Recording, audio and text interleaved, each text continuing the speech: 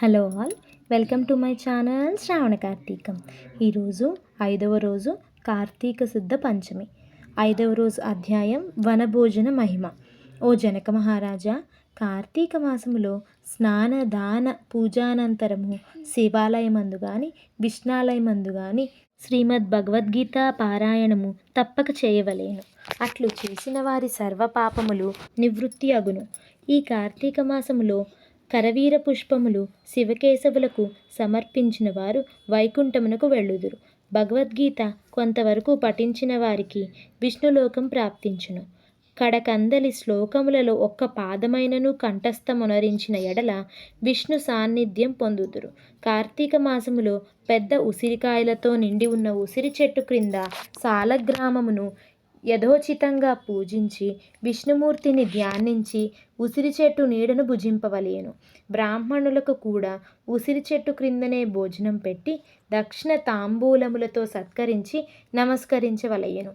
వీలుని బట్టి ఉసిరి చెట్టు క్రింద పురాణ కాలక్షేపం చేయవలేను.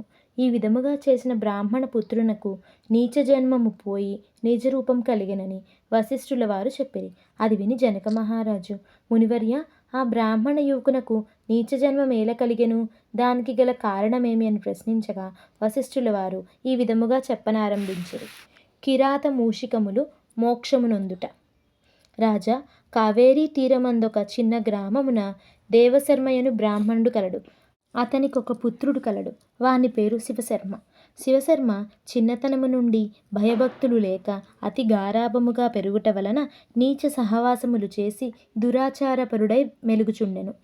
అతని దురాచారములు చూచి ఒకనాడు అతని తండ్రి కుమారుని పిలిచి, బిడ్డ, నీ దురాచారములకు అంతు లేకుండా ఉన్నది.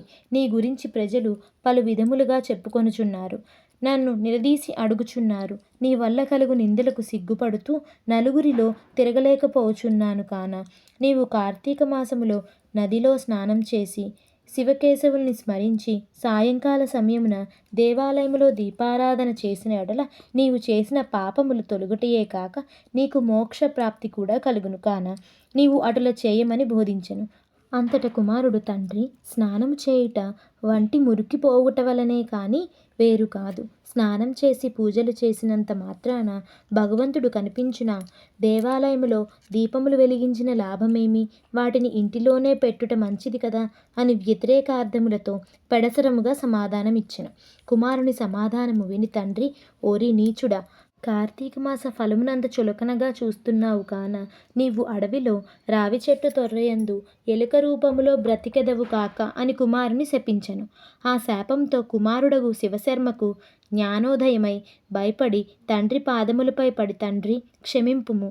అజ్ఞానాంధకారములతో నేను దైవమును దైవ కార్యములను ఎంతో చులకన చేసి వాటి ప్రభావములను గ్రహింపలేకపోతిని. ఇప్పుడు నాకు పశ్చాత్తాపము కలిగినది. నాకా శాప విమోచనము ఎప్పుడు ఏ విధముగా కలుగునో దానికి తగు తరుణోపాయమేమో వివరింపమని ప్రాధేయపడిను. అంతట తండ్రి, నా శాపమును అనుభవించుచు మూషికమై పడియుండగా నీవెప్పుడు కార్తీక మహత్యమును వినగలవో అప్పుడు నీకు పూర్వ దేహస్థితి కలిగి ముక్తి నొందుదవు అని కుమారుని ఊరడించెను. వెంటనే శివశర్మ ఎలుక రూపము పొంది అడవికి పోయి ఒక చెట్టు తొర్రలో నివసించుచు ఫలములను తినుచు జీవించుచుండెను. ఆ అడవి కావేరీ నదీ తీరమునకు సమీపమున ఉండుట వలన స్నానార్థమై నదికి వెళ్ళువారు అక్కడున్న ఆ పెద్ద వటవృక్షము నీడను కొంతసేపు విశ్రమించి లోకాభిరామాయణమును చర్చించుకొనుచు నదికి వెళ్ళుచుండెడివారు. ఇట్లు కొంతకాలమైన తర్వాత కార్తీక మాసములో ఒక రోజున మహర్షియగు విశ్వామిత్రుల వారు శిష్య సమేతముగా కావేరీ నదిలో స్నానార్థమై బయలుదేరినారు. అట్లు బయలుదేరి ప్రయాణపు బడలిక చేత మూషికము ఉన్న ఆ వటవృక్షము క్రిందకు వచ్చి శిష్యులకు కార్తీక పురాణము వినిపించుచుండేది.